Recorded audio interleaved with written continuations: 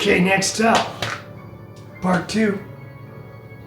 We've talked about the Universal films.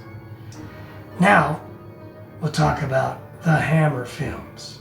These are the ones that Universal, at this point, Universal had kind of given up on doing classic horror with the Frankenstein, Dracula, and Wolfman. They kind of were done. They, at this point in 1958, when Hammer decided to make Frankenstein, they were making Frankenstein's daughter in America. So Universal was, at the late 50s, they were more into the sci-fi bug movies and stuff. But Hammer, Curse of Frankenstein. Okay? So there were some blocks, right? They could not use the look of the Frankenstein monster. They had to go by a new version. In other words, they couldn't use Universal's look, or Universal copyrighted the look of the monster. No one else could copy it. No one. But my Hammer hat, I got another one that's a much better case, but this one was my original one. I can't let it go! It's actually from England. A buddy of mine gave it to me and I love it. I've got a brand new one that I wear when I go to formal occasions. But for you guys, this is all you get. So, Curse of Frankenstein. So they could, they had to do their own look. They probably would have anyway. I think, Hammer was doing a fresh approach, right? The story is very similar. Victor Frankenstein, not a nice guy. In the Colin Clive Universal Frankenstein doctor, he was a little crazy, but more of a driven guy, but never really truly what I would consider evil. But this Frankenstein, he's a little evil. He's a little evil. He's lecherous. He commits, he has the monster kill his servant who he's having an affair with, because she's going to tell everybody that she's going to have a baby, so he just locks the door where she is and lets the creature kill her, right? Kind of mean.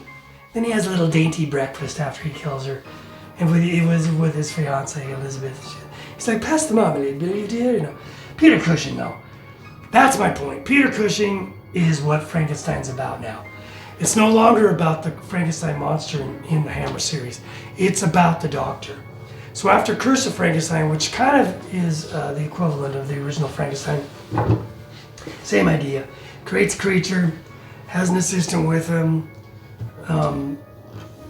creature breaks out, goes free, and then at the end, he still doesn't want to destroy it, but his Paul, his friend, ends up basically starting it all.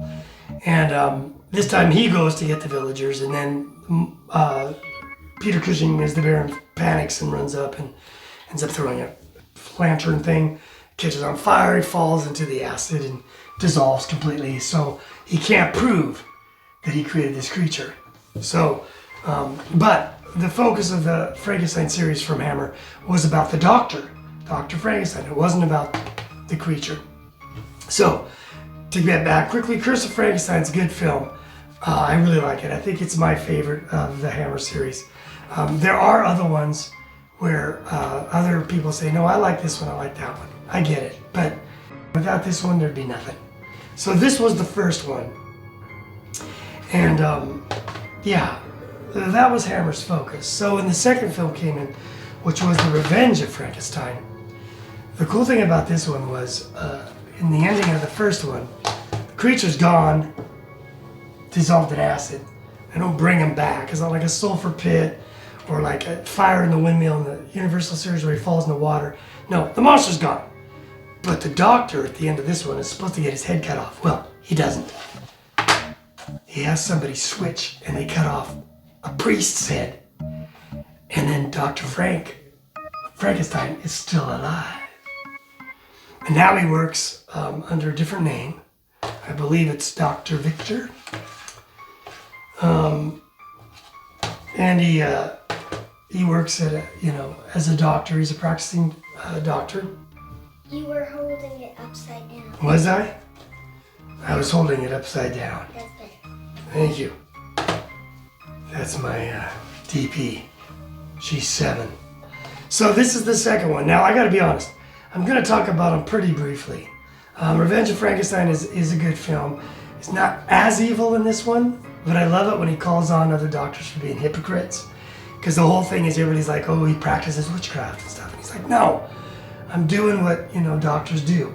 But he is a little evil. He works at an infirmary where there's a lot of prisoners and kind of low class people that he helps work with. And one guy's a pickpocket. And he says, well, your arm will have to come off. And the guy's like, but he cuts his arm off so he can experiment with it, right? So again, little evil. When Frankenstein is working on these brain transplants and these bodies, the bodies develop cannibalism. He works on this chimp, and the chimp becomes a cannibal.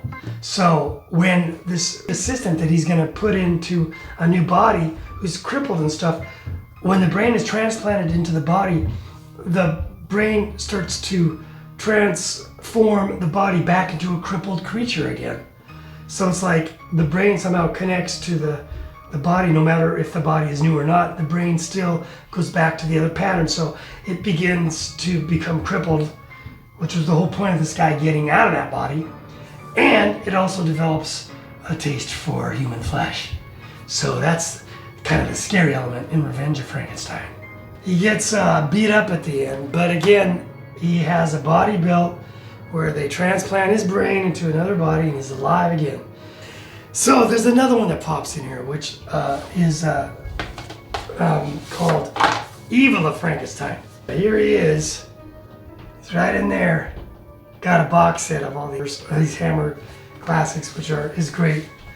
But the Evil of Frankenstein is different because it kind of jumps out of nowhere. A lot of people don't like it.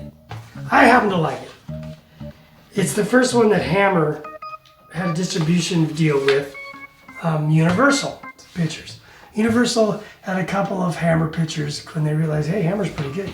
So they picked up Curse of Frankenstein, and they also picked up The Evil of Frankenstein. This is the first Hammer Frankenstein film I saw at a big screen. I actually think I saw it at a drive-in. And I like the film. I think it does have, the one thing I'll give it, it's not done by Terence Fisher. It's done by the cinematographer that worked with Terence Fisher, who's Freddie Francis.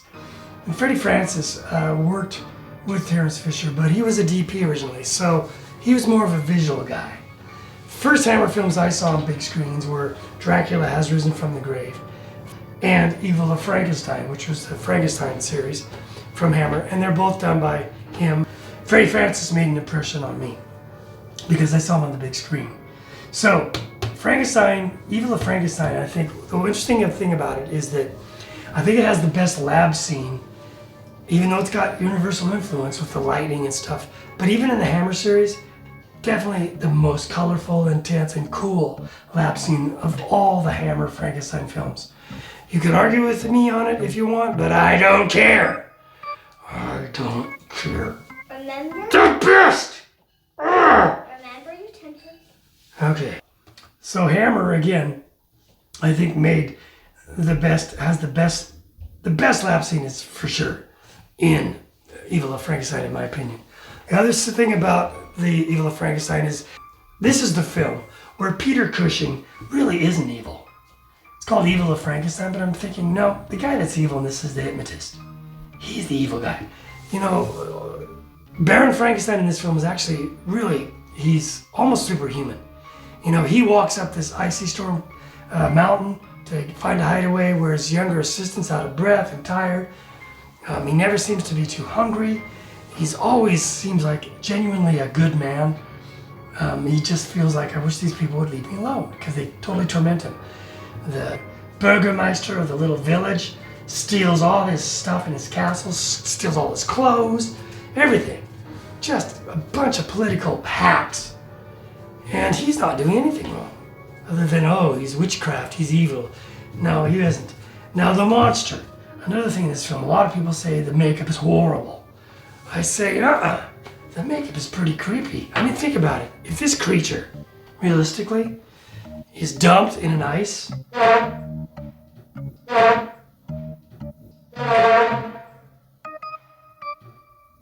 if this creature is dumped in ice, right, and has been frozen forever, when he thaws, he's not gonna look too good. Now, granted, he looked like that before.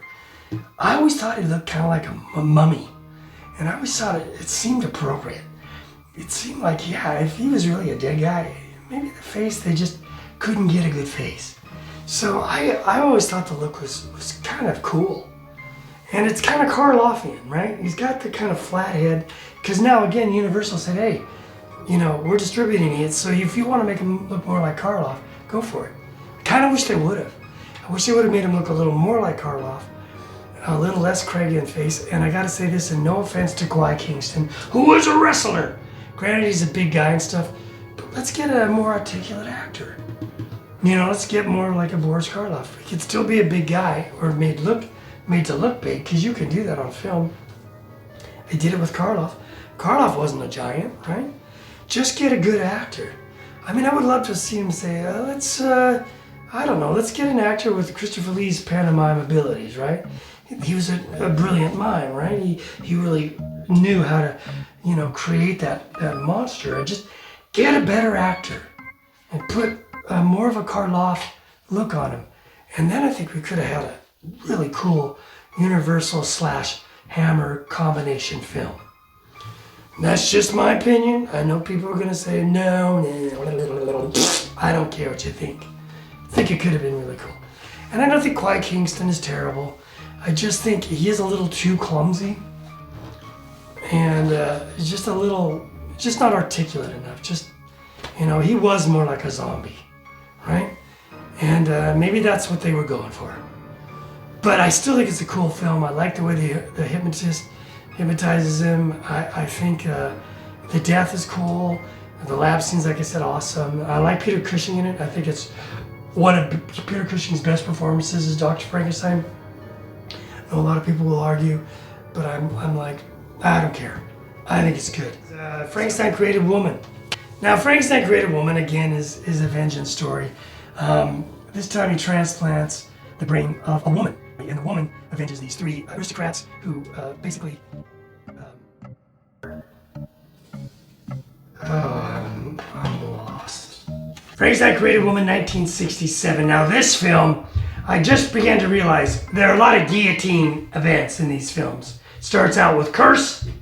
It's the beginning of Revenge. Again, the guillotine stuff. And then we skip, of course, to... Evil of Frankenstein, which is kind of just a remake of the original Frankenstein story. It's kind of out of context.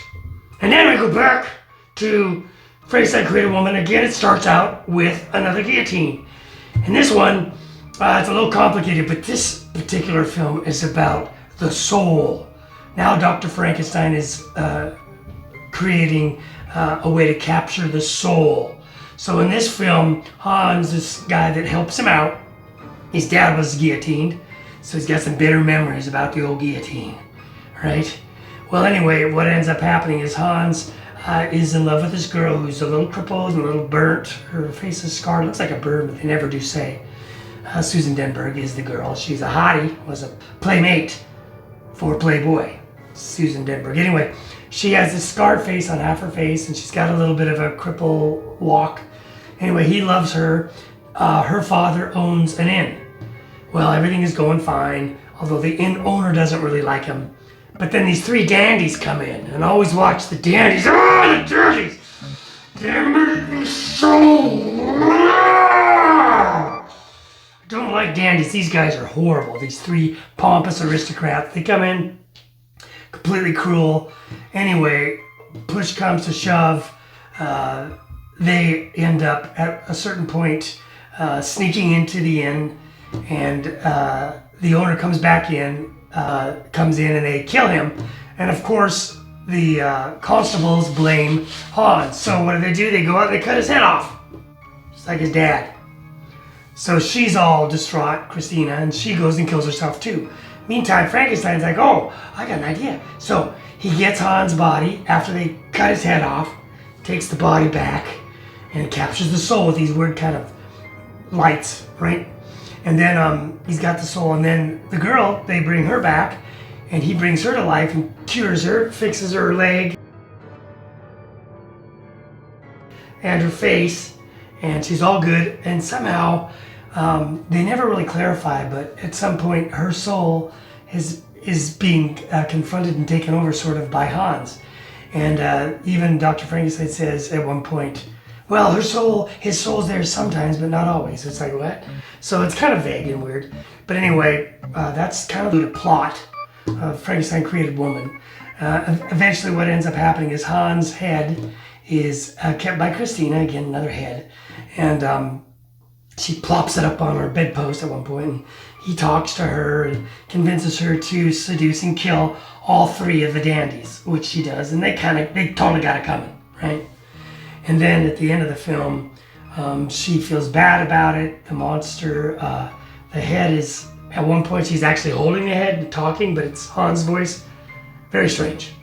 So at that point, maybe Hans has completely taken her over, but then again, she pops back, kind of like Jekyll and Hyde. She pops back, she feels bad about everything. Then she jumps into the water and drowns again.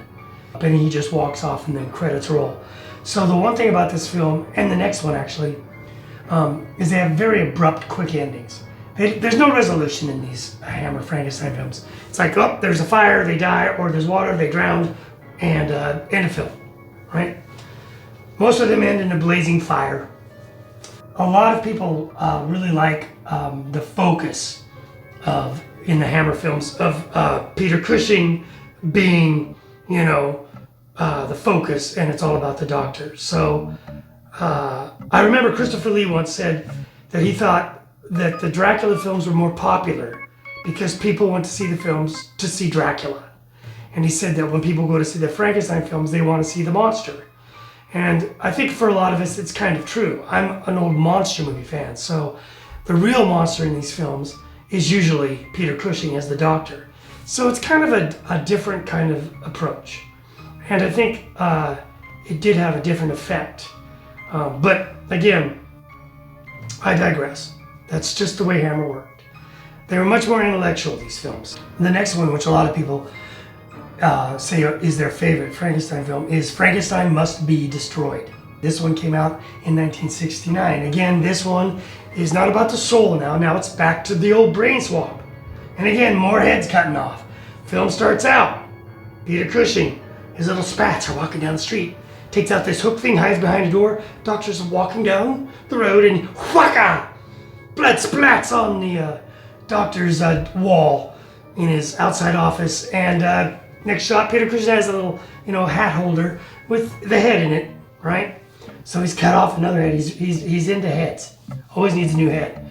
Meantime, guy's breaking into his, ends up in his lab, and Dr. Frankenstein knows he's in there because he hears a noise, and he puts on this weird rubber mask. Dr. Frankenstein does, Peter Cushing does, and tries to scare and terrify this guy. In the meantime, the guy runs into a whole body that's frozen in a case. So this guy sees that, falls on him, he freaks out. He tussles more with Dr. Frankenstein, this thief that broke in.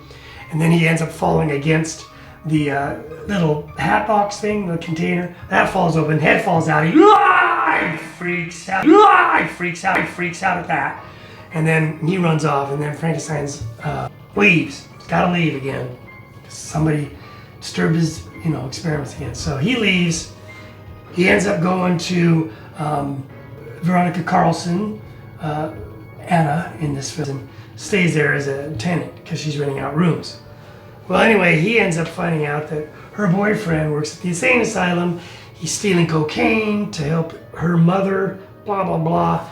Peter Cushing finds out, blackmails them, ends up kicking all the other people that are in her house out, and then he runs and takes over this place and blackmails them and has them help him so that he can start again.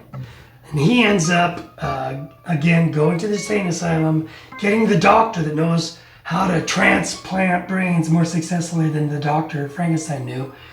And he ends up grabbing him, pulling him in, taking out his brain, putting it into another guy's brain or body, and it gets very confusing. But it's a well constructed plot. Again, it's all about the doctor transplanting brains. So in the meantime, there are things that make him truly, if the film was called Evil of Frankenstein, I'd say this is the one where Peter Cushing as the doctor is the most sadistic evil of all the Frankensteins. I think Curse, he's pretty evil. Revenge, not as bad. Evil of Frankenstein, actually good. Frankenstein Created Woman, again, not totally bad, But this one, I think maybe he's had enough. And he's like, enough with these people. He gets really evil. He also does a scene in it with Veronica Carlson. Oh, incidentally, as a footnote, I noticed the soundtrack is very similar to Dracula Has Risen from the Grave, which came out a year earlier before this one. And Veronica Carlson was also in that. So there's, the soundtracks, the music tracks in these films have always been a little different, but there definitely is almost the same track in certain parts of this film. So, where was I? Oh yeah, so there's a scene where Victor Frankenstein actually locks the door, and then he takes advantage of Veronica Carlson. He attacks her physically, and Peter Cushing didn't want to do this scene. He didn't like the idea of Frankenstein, sexually assaulting a woman, but they were like, well, he's not you. So they have him do that, which makes him, again, pretty evil. So anyway, getting back to the plot. So Dr. Brandt, the guy who goes insane, Frankenstein transplants his brain into the director of the insane asylum. And so now Bryant's brain is in a different body. So he's all wrapped up and stuff because he's been operated on. And then the wife gets wind of all this stuff. She ends up seeing him. Frankenstein, introduces him to him and says, "This is your husband," and he's all bandaged up, so she believes it's him. And then she's all happy, and he says, "We'll come back tomorrow, and everything will be good." And of course, as soon as she leaves, he's like, "We're getting out of here." So he takes that body and brain and takes Anna and Hans, I think his name is again, and they move to a different place. And then the police come back. They find the dead body of her husband, which she thinks, oh, well, he's dead now. So the creature eventually, chaos ensues. He comes out of his catatonic state. He rips the bandages off, comes out, scares Veronica Carlson, and she stabs him because she's scared. And then Victor or Frankenstein finds this out. He stabs her, kills her. The character that knows Frankenstein, knows what he wants, goes back to his own house, puts the records out that Frankenstein wants, douses the place with gas, and basically gets him inside and tells him it is where it is. But then he starts burning up the house, and then Frankenstein's trapped. He breaks out. Dr. Frankenstein does. Brad gets out there. They tussle. And then he pulls him back inside, and he's kicking and screaming. Dr. Frankenstein is over his shoulder, and the place burns down. And that's the end of Frankenstein. It was kind of a good finale to the Frankenstein series. There was a total of 7 films made. So we got that, right? And then we go back to another weird area with Hammer's ending Frankensteins. We got the horror of Frankenstein, which Jimmy Sangster directed. He was the writer for Curse of Frankenstein, great writer. He even says, I might have not done that. We were having too much fun on this film. Maybe I should have taken it a little more seriously. Ralph Bates is okay. They were going to make Ralph Bates the new Peter Cushing because Peter was getting a little old, and so they thought, well, maybe Ralph Bates will be our new Dr. Frankenstein. Ralph Bates is a good actor. He's in Taste the Blood of Dracula. He's in Horror of Frankenstein. He's in Dr. Jekyll as Sister Hyde, which I think is the best. Ralph Bates, I think, is the best in that film. But anyway, He's okay. The monster's David Prowse, right? Who's a big guy, played Darth Vader, got a big heart, love the guy, physically great, bodybuilder. Ah! Right? So you got this big bodybuilder guy. But again, just, no articulation. This is not an articulate creature. Not written that way and not played that way. But, I think you go about as brutish as Glenn Strange as a Frankenstein monster. But other than that, otherwise something's missing. It's not my favorite. I don't know, it's a little, he's kind of a lusty guy, and there's lots of boobs in it and stuff, and Hammer's very famous for boobs, but they became more famous for boobs as the films became less and less about the plot.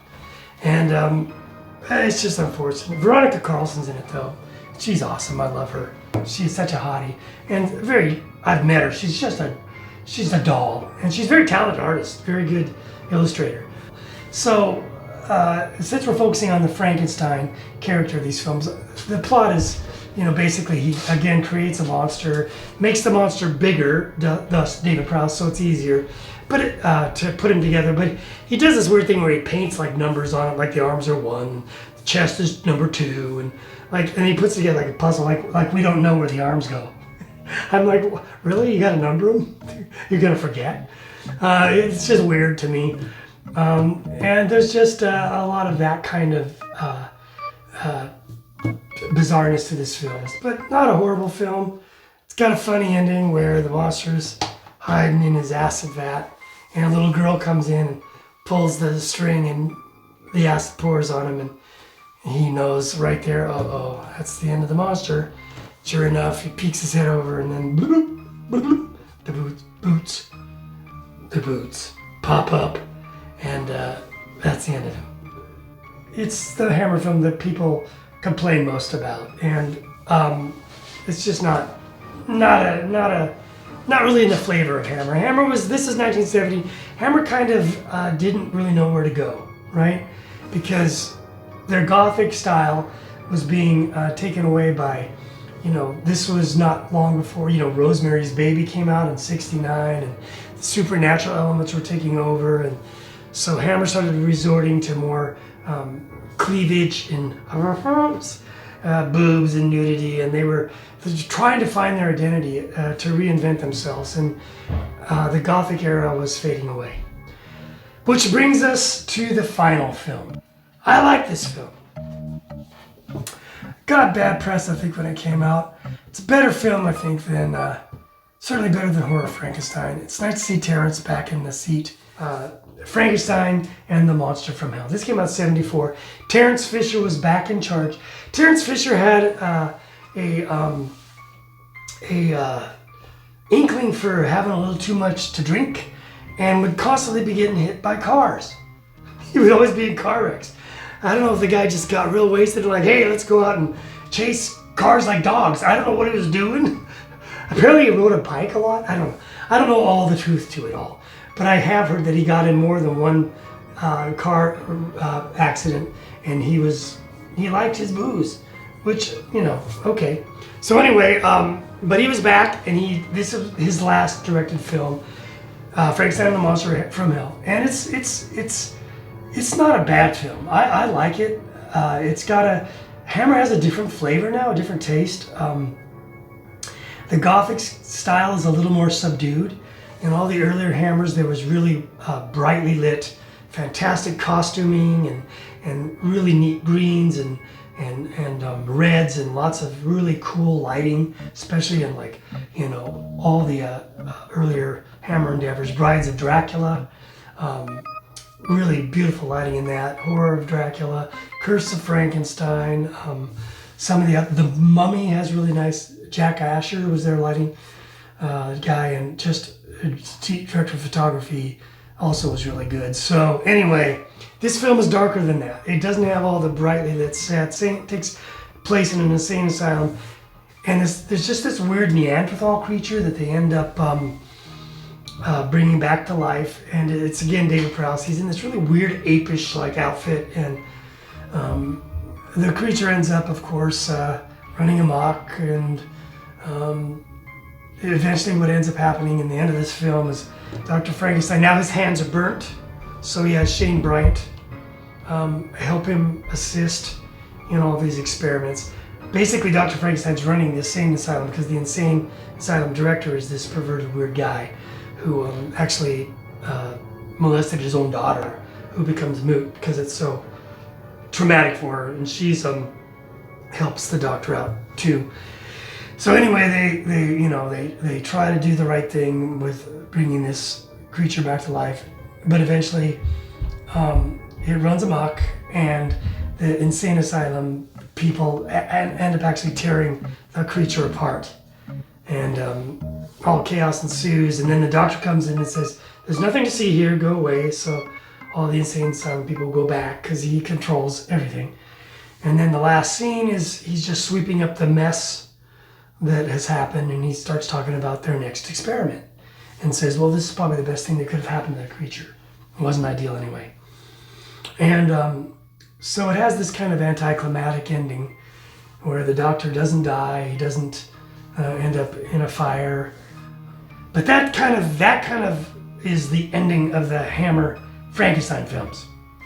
So I know I didn't get out every detail. I'm sure I forgot to mention a few things, but hey, I'm not perfect. Just trying to compare Hammer with Universal. And again, Universal was all about the Frankenstein monster, and Hammer was all about Dr. Frankenstein. So I think I pretty much summed up the Hammer Frankenstein films. Again, if I've missed something, I apologize. I'll see you next time, maybe, I don't know. I'm still working on my anger management, and I'm still sometimes a little, but I am working on it. So I hope to see you soon.